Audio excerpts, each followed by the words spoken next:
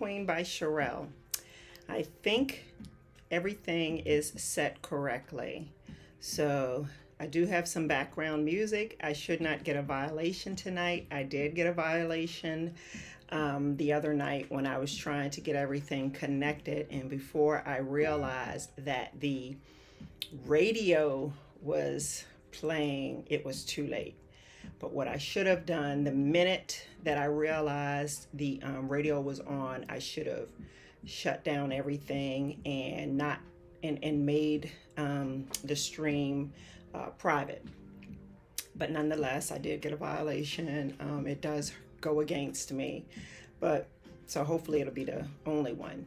So the music that's playing in the background now should be okay because I have a music subscription, in which I've always had the music subscription. So there was really no reason for me to get the violation. It was just pure oversight. So hopefully I've gotten that all worked out. If they try to ding me this time, I will challenge it. So I have two cameras going right now, and I have the camera that's actually on the laptop, and then I have the webcam that's positioned on the embroidery machine. And hopefully, I think you're probably going to see it sideways, and I haven't quite figured that out. But we're just going to go with it tonight because I do want it to run for a bit. And this should be streaming on 2 platforms. I really don't know because I do not have my iPad to check. And I'm going to figure out how to open up the chat in this Streamlabs platform that I'm using now. I'm a little bit out of breath because I've been running up and down the steps because, you know, nothing is ever where you need it, when you need it, but any other time it's always in your way. But I've been meaning to do this for quite some time, and I didn't want to delay it any further. So what I am working on tonight is I'm finishing up an order. It's an order that consists of 3 satin baseball jackets, embroidered baseball jackets. All the jackets were made from scratch by me, and 3 tulle skirts, and there will be a couple of t-shirts to round out the order. So I'm working on the last jacket tonight. This one is a 6T, but y'all, I gotta tell you, I'm gonna have to make another one. Thankfully, I cut out 2 6Ts with the intent of posting the other one on my website for sale. So this one is almost finished, but I have to redo it for the order because, can y'all figure out why? Well, I'm gonna point it out to you.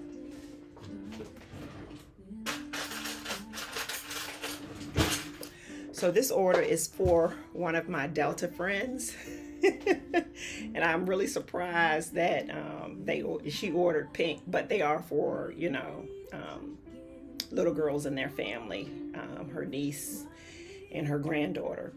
And so with that being said, you see the her shirt is pink and green.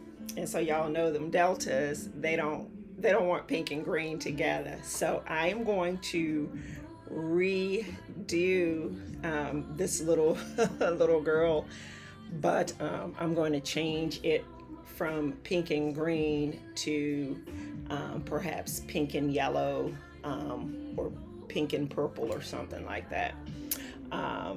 Yeah, so anyway, we're gonna finish stitching out this, and I'm working on the lining, and then I'm also going to try and figure out this chat thing so that if you guys have any questions, we can chat a little bit. But I'm mostly going to be working down here tonight with the live stream running because, as you know, I'm trying to get that the watch time count, and hopefully some new subscribers will join us.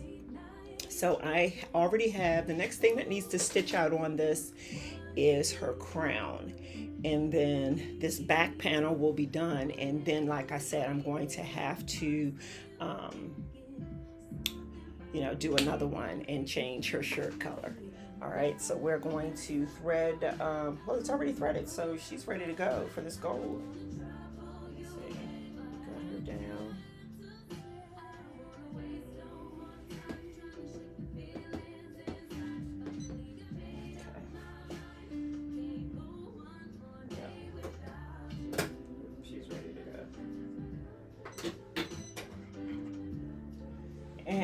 it's telling me that there isn't going to be enough bobbin to finish out the stitch out. So when that happens, you have to remove the frame and go ahead and change out your bobbin. I use both black and white bobbins. It just depends on which part is being stitched out. And so her crown is going to be gold, so I want my bobbin to be light, so I'm going to go with a white bobbin. So we're just going to very quickly put that, and I'm doing this on an angle. I ordinarily would not be doing this on an angle, so I'm going to be very careful. Okay. I'm going to have to figure out this camera position, do something different in the future, but like I said, I've been delaying this, and I'm just gonna go with it, with what we have tonight. So we just put the frame back on, make sure everything is straight. I'm gonna trim this excess thread a little bit. Usually if you just run it through the cutter, that's enough.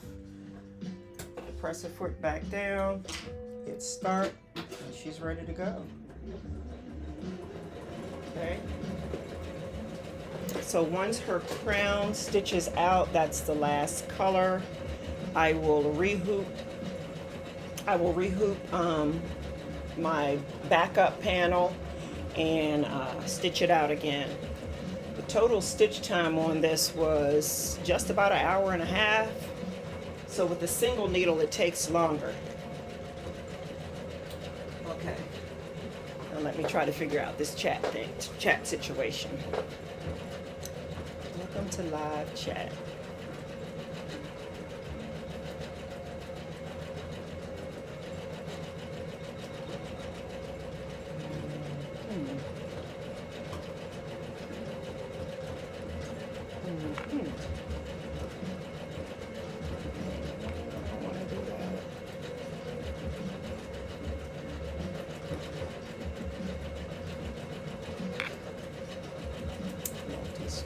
Let's try to refresh the chat. Let's see if that works. Nope. Oh, let's see, it's doing something. Nope.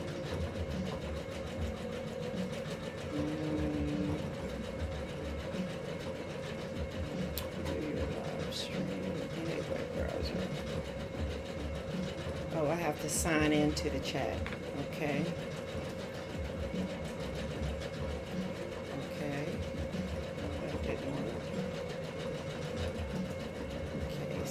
To chat. Okay, opening a web browser. I don't know what that's going to do. Move pin to chat. Got it.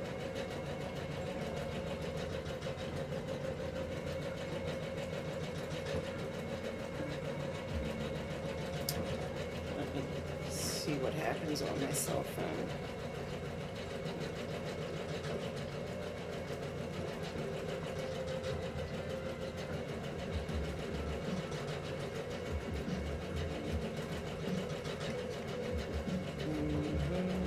Sign into YouTube on LG, yeah.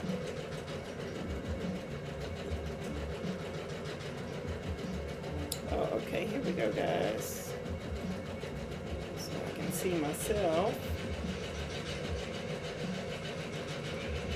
Sign into YouTube.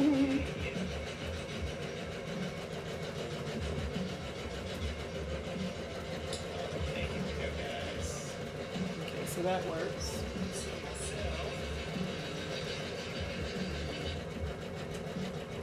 Let me go over to the Facebook platform.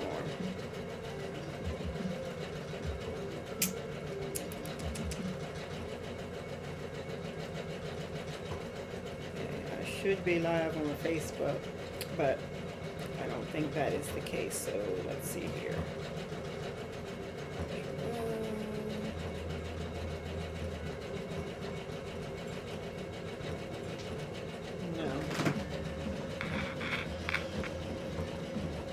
I have 2 viewers. Thank you. I can't see you, but welcome and thank you. I am trying to figure this out. multi-stream chat. Okay. Read only. Let me try to refresh.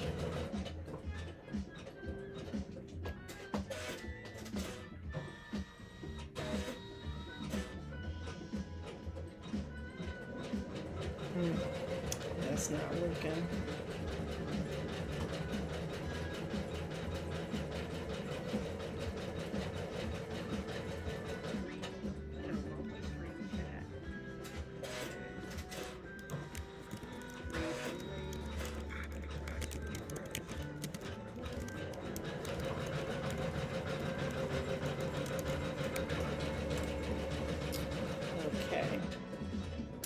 I can just figure out how to see these over in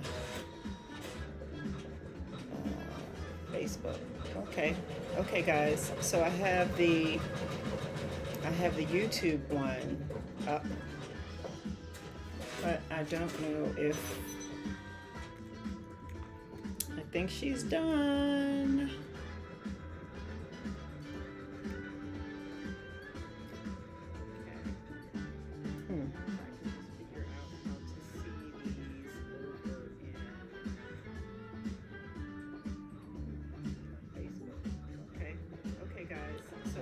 That out later, but let's get her so she's done.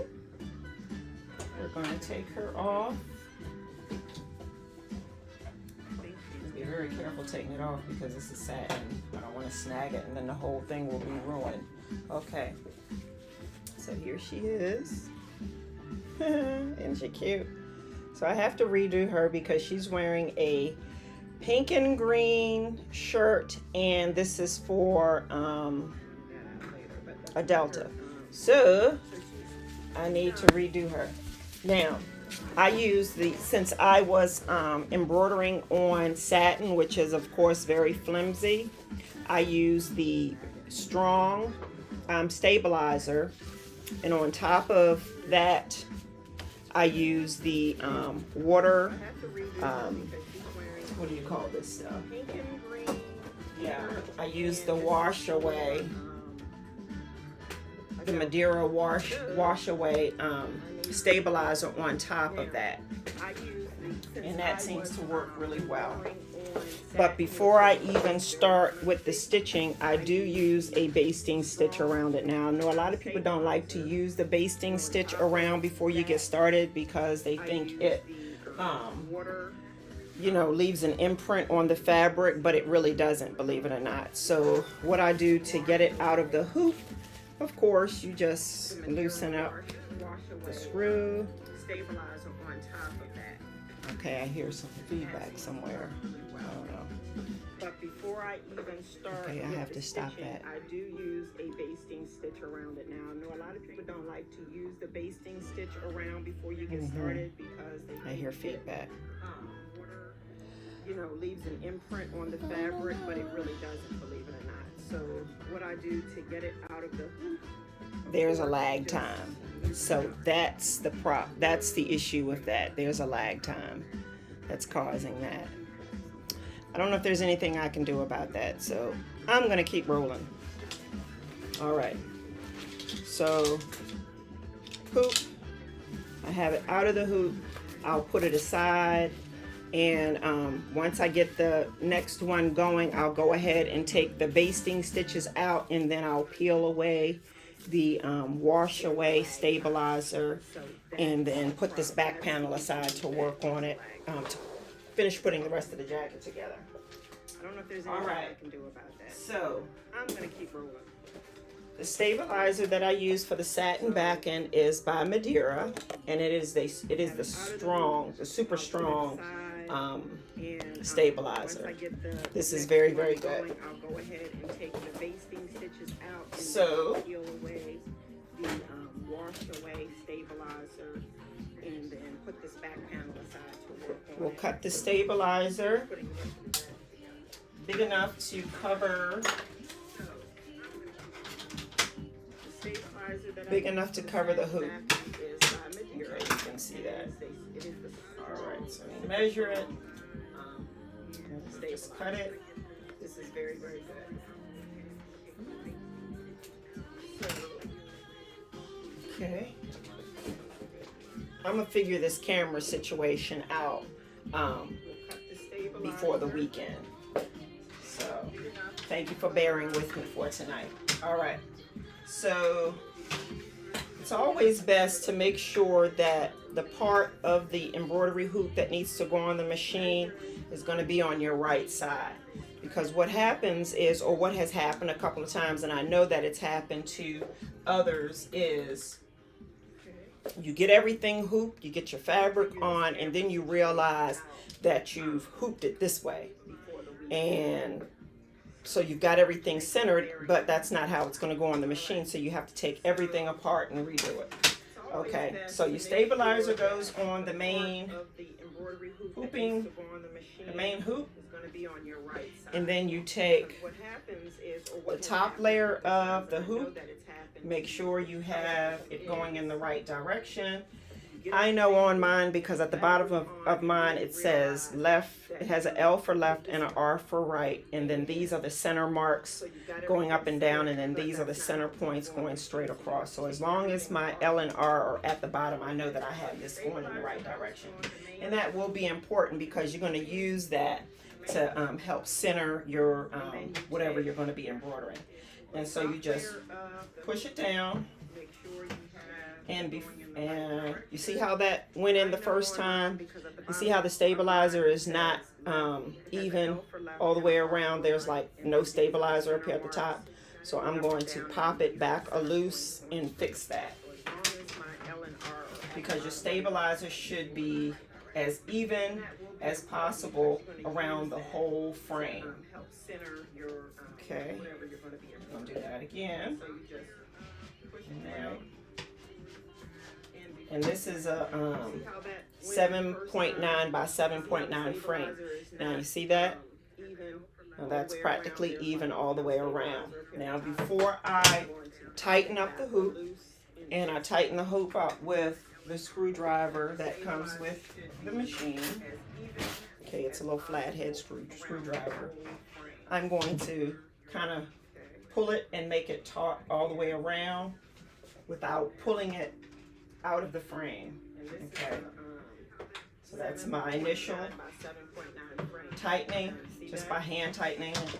Then I'm going to hand tighten it with my fingers.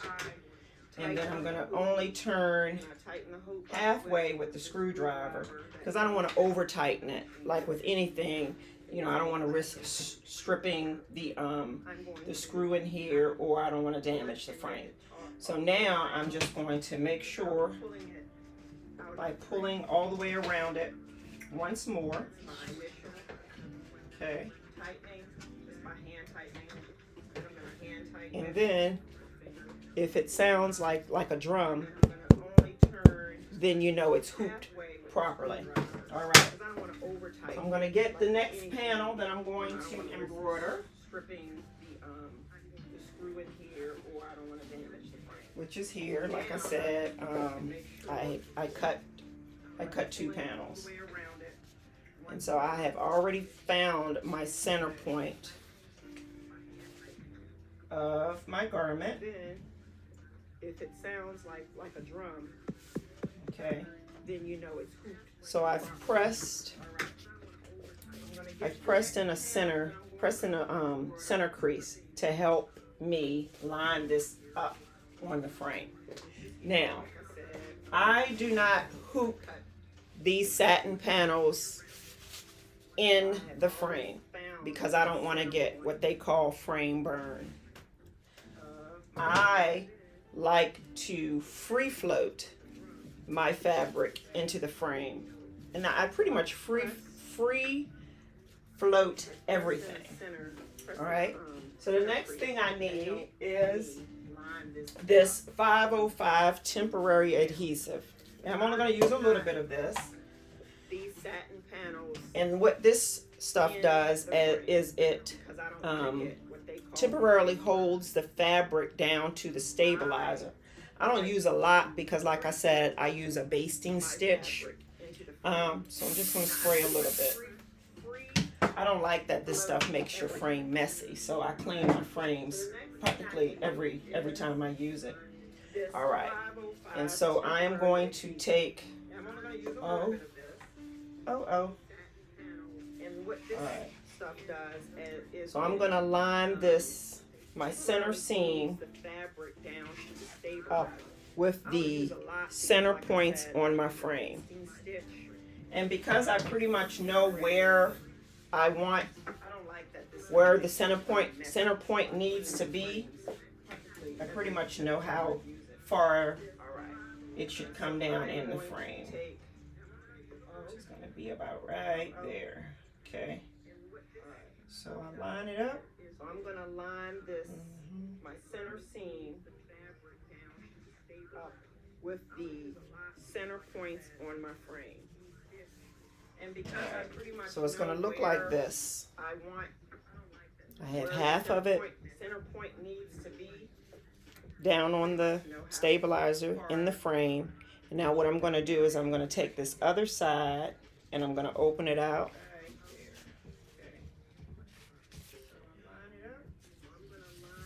And then I'm going to make it smooth with my hand, and then I'm going to double check and make sure that that pressed center line is right over top of those two guides built into the frame. Okay, and you have to smooth your fabric out, because if you've ever tried to tint your own windows and you get bubbles in it, and you rip the tint off and then you decide you need to take it to the professionals, that's what this is like. So you have to make sure you get all the bubbles out, any wrinkles you might have in the fabric from the adhesive, the spray adhesive, get it nice and smooth. Okay, nice and smooth. And take your time, there's no hurry. If you've ever tried to tint your own windows and you get bubbles in it, and you rip the tint off, and then you decide you need to take it to the professionals, that's what this is like. So you have to make sure you get all the bubbles out, any wrinkles you might have. So now that is smooth. Now what I do is I take very fine satin pins. They're super skinny, and I pin in the corners. And you have to be very careful because you can snag the satin. So you want to make sure you're using extremely sharp pins, because dull pins will snag your satin. Now what I do is, okay, that spray adhesive is temporary, just what it states, it's temporary. So like over here in the corner, it's already starting to lift. That's why I pin it down before I put in the basting stitch.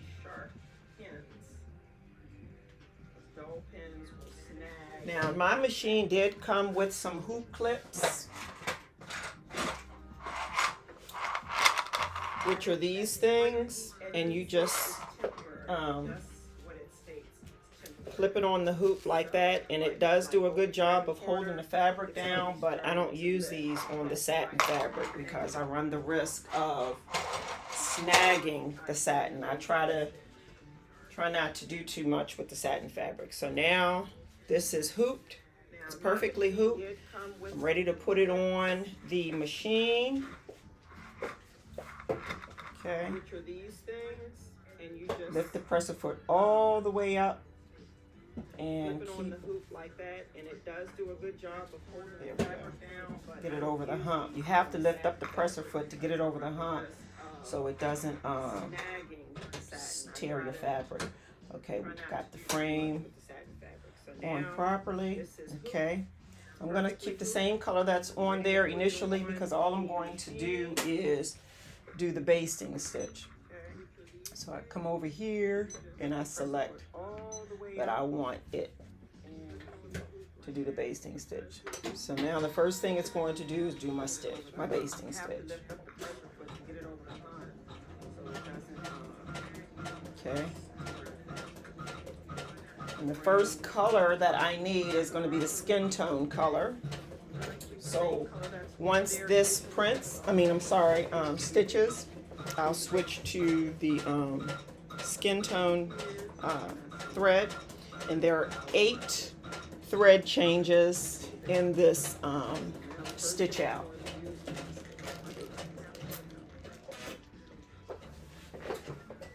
Okay.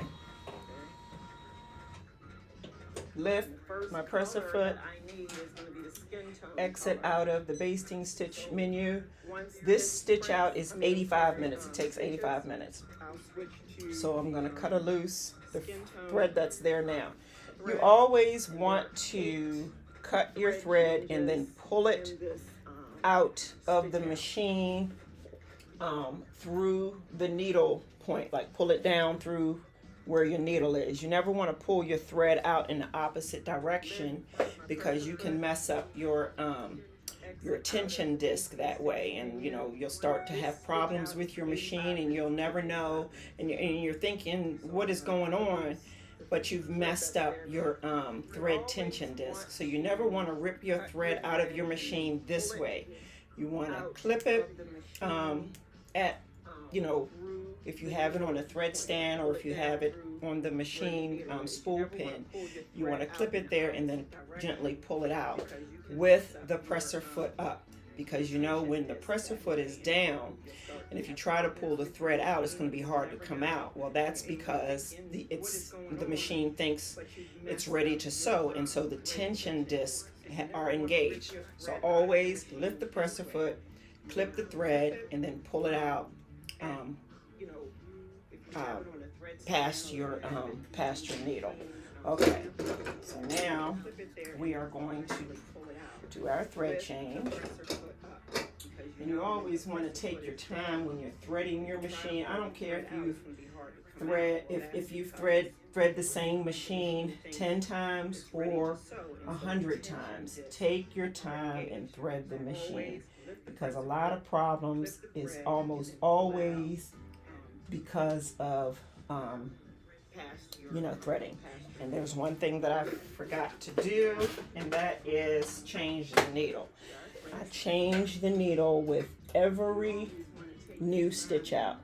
I know you want to kind of conserve on your materials, but some things you just can't skimp on, and using a new needle is one of them. So after every project, change your needle. It's going to save you from a headache in the long run. And of course I use the organ needles, and since this is a lightweight fabric, I'm using the 7511 needle. The other option is when you're using heavier fabrics, you want to use the 7514 or whatever heavy duty needle your machine recommends. If you're using a lightweight or standard needle on thick fabric, you're going to have a lot of problems doing your stitch out. You're going to have a lot of thread breaks, needle breaks, and you run the risk of damaging your machine. So make sure you're using the correct needle for the fabric and I'm trying to do this on an angle, so let me try to get in front of this. I'm trying not to knock over the camera. Alright, so you can't see. There we go. Gently.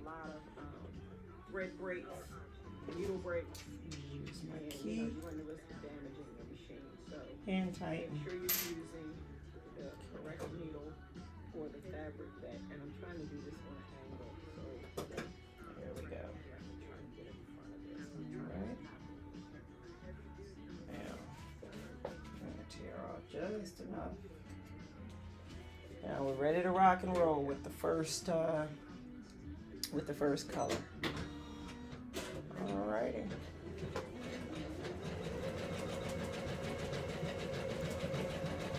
Okay. All right. So let me go back on over here to see if I can figure out this chat situation. Okay, nothing there. Let me go over here in my Facebook feed because it should be. And it's not. I did something wrong. I don't know what I did wrong there.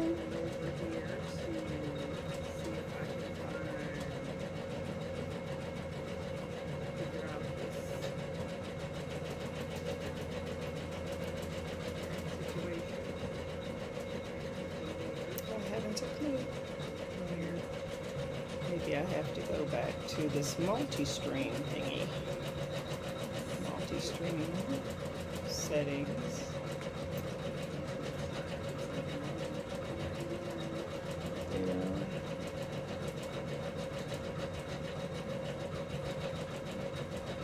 Use the keyframe frequency, 4 seconds or less.